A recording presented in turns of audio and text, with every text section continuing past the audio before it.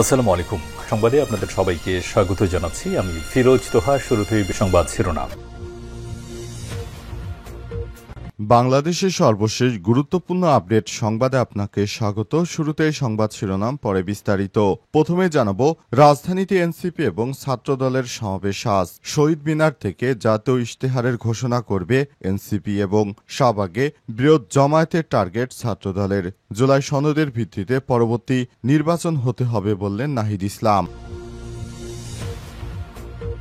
এরপর জানাবো, অবৈধ ড্রেজার পুড়িয়ে দেয় সাংবাদিক সহ স্থানীয় ব্যক্তিদের চোখ তুলে নেয়ার হুমকি বিএনপি নেতার। মাদারীপুর সদর উপজেলার কুমার নদে অবৈধভাবে বালু উত্তোলনের সময় স্থানীয় জনতা ড্রেজার মেশিন পুড়িয়ে দিলে চরম উত্তেজনা দেখা দেয়। ঘটনায় স্থানীয় বাসিন্দা ও সাংবাদিকদের চোখ তুলে নেয়ার হুমকি দিয়েছে বিএনপি নেতা বালু সিন্ডিকেটের অন্যতম নেতা ওবায়দুল ফরাজি। জীবনের নিরাপত্তা চেয়ে এই ঘটনায় থানায় সাধারণ ডায়েরি করেছে সাংবাদিক সোহেল শিকদার। এদিকে ৫ থেকে ৮ আগস্ট ঘিরে সংখ্যা বেড়েছে গোয়েন্দা নজরদারি আবাসিক হোটেল মেসে বস্তিতে চিরুনি অভিযান। আগামী ৫ থেকে ৮ আগস্ট ঘিরে রাজধানী জুড়ে আইনশৃঙ্খলা রক্ষায় ঢাকায় মহানগর পুলিশ সহ অন্যান্য আইনশৃঙ্খলা বাহিনী প্রস্তুতি নিয়েছে। ঢাকা মহানগর পুলিশ ডিএমপি জানিয়েছে, আবাসিক হোটেল মেস এবং নেতাকর্মীদের ফ্ল্যাটে অভিযান চলছে। এদিকে ভারতে বসে অপতথ্য ছড়াচ্ছে আওয়ামী লীগ। জুলাই বিপ্লবের প্রথম বর্ষপূর্তি অর্থাৎ ৫ আগস্টকে কেন্দ্র করে বাংলাদেশ বিরোধী অপপ্রচারে নেমেছে ফ্যাসিবাদী আওয়ামী লীগ। ভারতীয় গোয়েন্দা সংস্থা ও পরিকল্পনায় দিল্লি থেকে বাংলাদেশের বর্তমান পরিস্থিতি, অন্তর্বর্তীকালীন সরকার বিশেষ করে প্রধান উপদেষ্টা ডক্টর মোহাম্মদ ইউনূসের বিরুদ্ধে জঘন্য মিথ্যাচারে লিপ্ত হয়েছে। বাংলাদেশে রাজনৈতিক কার্যক্রম নিষিদ্ধ ঘোষিত দলটি। এবং সর্বশেষ জানাবো, তেল আবিবে হাজার হাজার ইসরায়েলির বিক্ষোভ। হাজার হাজার ইসরায়েলি আজ তেল আবিবের কেন্দ্রে বিক্ষোভ করেছেন। এ সময় তারা গাজা উপত্যকায় জিম্মি ইসরায়েলিদের মুক্তির লক্ষ্যে ফিলিস্তিনি দলগুলোর সঙ্গে বন্দি বিনিময় চুক্তির দাবি জানিয়েছেন। খবর আনাদুল এজেন্সির। প্রিয় দর্শক, এতক্ষণ শুনছিলেন সংবাদ শিরোনাম, এবারে বিস্তারিত। তবে তার আগে বন্ধুরা, অনুরোধ থাকবে এই সংবাদটিতে একটি লাইক দিন। এই চ্যানেলে আপনি নতুন হয়ে থাকলে আমাদের সংবাদটি দেখতে দেখতে চ্যানেলটি সাবস্ক্রাইব করে রাখুন। কমেন্ট করে বন্ধুরা আপনার মূল্যবান মতামত জানিয়ে দিন আপনি বিশ্বের কোন দেশ থেকে বা বাংলাদেশের কোন স্থান থেকে আমাদের সংবাদটি দেখছেন এবং শুনছেন। আর বন্ধুরা, এই সংবাদটি আপনার সোশ্যাল মিডিয়া ফেসবুকে শেয়ার করে বন্ধুদেরও দেখার সুযোগ করে দিন। এবারে বিস্তারিত। রাজধানীতে এনসিপি এবং ছাত্রদলের সমাবেশ আজ। জুলাই গণ অভ্যুত্থানের বর্ষপূর্তি উপলক্ষে নানা কর্মসূচি হিসেবে আজ রাজধানীতে সমাবেশ করতে যাচ্ছে জাতীয় নাগরিক পার্টি এনসিপি এবং বিএনপির ছাত্র সংগঠন জাতীয়তাবাদী ছাত্রদল। জুলাই আন্দোলনের নেতৃত্ব দেয়া বৈষম্য বিরোধী ছাত্র আন্দোলনের উদ্যোগে গঠিত দল এনসিপির দেশব্যাপী পদযাত্রা শেষে কেন্দ্রীয় শহীদ মিনারে আয়োজিত আজকের সমাবেশ থেকে জাতীয় ইশতেহার ঘোষণা করবে দলটি। বেলা ৩টা থেকে সন্ধ্যা ৬টা পর্যন্ত জুলাই ঘোষণাপত্র সনদের দাবিতে এই সমাবেশ অনুষ্ঠিত হবে। অন্যদিকে দুপুর 12টা থেকে সন্ধ্যা 6টা পর্যন্ত গণ অভ্যুত্থান, শোক এবং বিজয়ের প্রথম বর্ষপূর্তি উপলক্ষে বাংলাদেশ জাতীয়তাবাদী ছাত্রদলের উদ্যোগে ছাত্র সমাবেশ অনুষ্ঠিত হবে রাজধানীর শাহবাগে। এদিকে সাইমুম শিল্পগোষ্ঠীর আয়োজনে 4 দিনব্যাপী 36 জুলাই কালচারাল ফেস্ট জুলাই জাগরণ অনুষ্ঠানের তৃতীয় দিনের কর্মসূচি চলবে সকাল 10টা থেকে রাত 10টা পর্যন্ত। জুলাই সনদের ভিত্তিতে পরবর্তী নির্বাচন হতে হবে বললেন নাহিদ ইসলাম। আজকে সমাবেশের প্রস্তুতি জানাতে গতকাল সংবাদ সম্মেলন করেছে এনসিপি। সংবাদ সম্মেলনে দলটির আহ্বায়ক নাহিদ ইসলাম বলেছেন, জুলাই সনদের ভিত্তিতেই পরবর্তী নির্বাচন দিতে হবে। নির্বাচনে সংসদের হাতে সংস্কার কার্যক্রম ছেড়ে দিব না, বরং জুলাই সনদের ভিত্তিতে সংসদ বা গণপরিষদ গঠিত হবে। তাই অন্তর্বর্তীকালীন সরকারের সময় থেকে জুলাই সনদ কার্যকর করতে হবে। এছাড়া আমরা এসব দাবি মানব না বলে মন্তব্য করেছেন নাহিদ ইসলাম।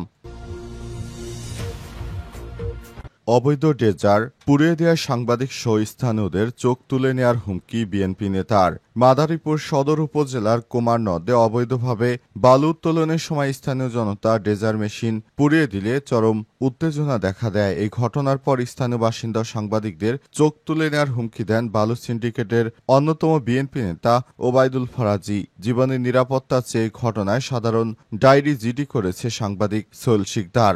গত রাত 11টার দিকে সদর উপজেলার শিরখাড়া ইউনিয়নের রায়েরকান্দি শ্রীনদী গ্রামে কুমার নদে অবৈধ ড্রেজার মেশিন দিয়ে বালু উত্তোলন করছিল একদল বালু ব্যবসায়ী। টের পেয়ে স্থানীয়রা ডাকাত ডাকাত বলে চিৎকার করলে ড্রেজার ব্যবসায়ীরা বালখেট নিয়ে পালিয়ে যায়। পরে স্থানীয় জনতা অবৈধ ড্রেজারটিকে আটক করে আগুন ধরিয়ে দেয়। এই ঘটনায় ওই বিএনপি নেতার ড্রেজারকে পুড়িয়ে দেওয়া হয়, কারণ তিনি যেভাবে বালু কাটছিলেন এতে করে ওই এলাকার সমস্ত কৃষি জমি নদীর গর্ভে বিলীন হয়ে যাচ্ছিল। তার একার লাভের জন্য তিনি পুরো গ্রামের মানুষের ক্ষতি করছিলেন। এরপর গ্রামের মানুষ মিলে ওই ড্রেজারটিকে পুড়িয়ে দেয়। ঘটনার পর বিএনপির ওই নেতা তিনি আত্মগোপনে চলে গিয়েছেন, তবে তিনি ফোনে এখন এলাকাবাসীকে হুমকি দিচ্ছেন চোখ তুলে নেওয়ার জন্য। এই ঘটনায় এলাকাবাসী জানিয়েছে তারা তার মতো এসব বিএনপি নেতার ভয়ে এলাকাবাসী ভীত নয়, তারা তাদের জমি জাতি বাঁচিয়েছে। সুতরাং এই ধরনের কোনো কার্যক্রম যদি বিএনপি চালাতে যায় তাহলে তাদের উপর পাল্টা পদক্ষেপ নেওয়ার ঘোষণা দিয়েছে এলাকাবাসী। তারা জানিয়েছে তাদের নিজেদের রক্ষা করতেই এই সিন্ডিকেটদেরকে অবশ্যই ত্যাগ করতে হবে, তা না হলে সিন্ডিকেটদের কারণে তারা কোনো কিছুই অর্জন করতে পারবে না। তাদের নিজস্ব জমিগুলোই ধীরে ধীরে নদীর গর্ভে বিলীন হয়ে যাবে। 5 থেকে 8 আগস্ট ঘিরে সংখ্যা বেড়েছে গোয়েন্দা নজরদারি। আবাসিক হোটেল মেস বস্তিতে পুলিশের চিরুনি অভিযান। ক্ষমতাচ্যুত আওয়ামী লীগ ও এর অঙ্গ সংগঠনের নেতাকর্মীদের ঢাকায় গোপন বৈঠক এবং সঙ্গে সেনা কর্মকর্তারা জড়িত থাকার অভিযোগের খবর দেশজুড়ে নানা আলোচনা জন্ম দিয়েছে। গোপন বৈঠক ঘিরে কার্যক্রম নিষিদ্ধ থাকা আওয়ামী লীগ, নিষিদ্ধ ছাত্রলীগ ও অন্যান্য সহযোগী সংগঠনগুলোর 22 নেতাকর্মীকে গ্রেপ্তার করেছে পুলিশ। এছাড়া ওই বৈঠক সংশ্লিষ্ট অভিযোগ ওঠা মেজর পদমর্যাদার একজন কর্মকর্তাকে হেফাজতে নিয়েছে সেনাবাহিনী। 29 জুলাই থেকে 8 আগস্ট পর্যন্ত সময়কে কেন্দ্র করে অনলাইন ও অফলাইনে সংঘবদ্ধ প্রচারণার মাধ্যমে দেশে নৈরাজ্য সৃষ্টির চেষ্টা করতে হবে আওয়ামী লীগ আশঙ্কা পুলিশ বিশেষ শাখা রেজবি।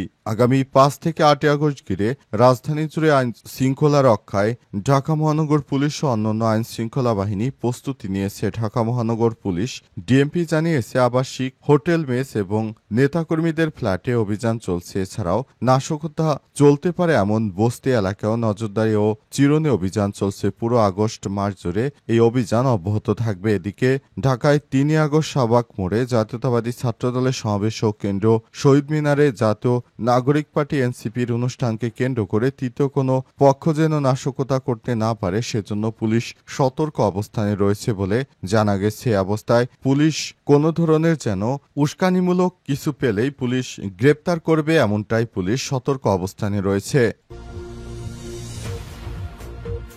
ভারতে বসে অপতথ্য ছড়াচ্ছে আওয়ামী লীগ। জুলাই বিপ্লবের প্রথম বর্ষপূর্তি অর্থাৎ 5 আগস্টকে কেন্দ্র করে বাংলাদেশ বিরোধী অপপ্রচারে নেমেছে ফ্যাসিবাদী আওয়ামী লীগ। ভারতীয় গোয়েন্দা সংস্থার সহায়তা এবং পরিকল্পনায় দিল্লি থেকে বাংলাদেশের বর্তমান পরিস্থিতি, অন্তর্বর্তীকালীন সরকার বিশেষ করে প্রধান উপদেষ্টা ডক্টর মোহাম্মদ ইউনূসের বিরুদ্ধে জঘন্য মিথ্যাচারে লিপ্ত হয়েছে বাংলাদেশ রাজনৈতিক কার্যক্রম নিষিদ্ধ ঘোষিত দলটি।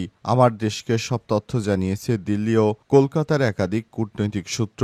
বিভিন্ন সূত্র থেকে জানা গেছে কয়েকদিন আগে ডক্টর ইউনূসের ছবি সংবলিত the butcher of nation professor doctor Mohammad Yunus, the butcher of Bangladesh professor doctor Mohammad Yunus এবং micro credit to mega scam শিরোনামে বুকলেট তৈরি করে দিল্লি প্রেস ক্লাবে ভারতীয় আন্তর্জাতিক গণমাধ্যম কর্মীদের পাশাপাশি বিভিন্ন থিঙ্ক ট্যাঙ্ক ও অন্যান্য প্রতিষ্ঠানে বিলি করা হয়েছে। ইংরেজি ভাষায় প্রকাশিত সব বুকলেট জুলাই গণহত্যার জন্য অন্তর্বর্তীকালীন সরকারের প্রধান উপদেষ্টাকে দায়ী করে বলা হয়েছে ডক্টর ইউনূসই জুলাই গণহত্যা ঘটিয়েছে। সহিংস অভ্যুত্থানের মাধ্যমে তিনি ক্ষমতা দখল করে নির্বিচারে আওয়ামী লীগের নেতাকর্মী সহ নিরাপত্তা বাহিনীর সদস্যদের হত্যা করেছেন। এসব বুকলেট প্রচারের পাশাপাশি বাংলাদেশ বিরোধী বিভিন্ন পোস্টার তৈরি করে সামাজিক যোগাযোগ মাধ্যমে ছড়িয়ে দেওয়া হচ্ছে। নির্ভীক নিউজ নামে ভারতের একটি নিউজ পোর্টাল নিয়মিতভাবে বাংলাদেশ বিরোধী অপপ্রচারে লিপ্ত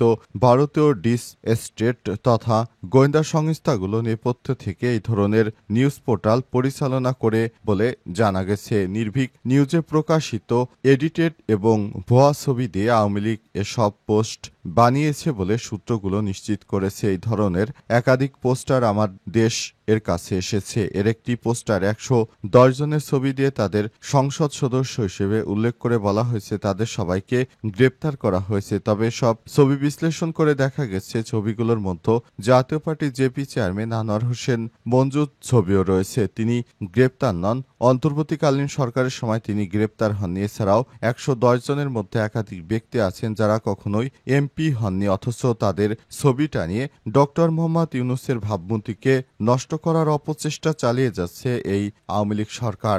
ভারতে বসে দেশকে নিয়ে ষড়যন্ত্র তারা কোনোভাবেই থামাচ্ছে না। তাদের বিরুদ্ধে সরকার এখন কঠোর পদক্ষেপ নিতে শুরু করেছে।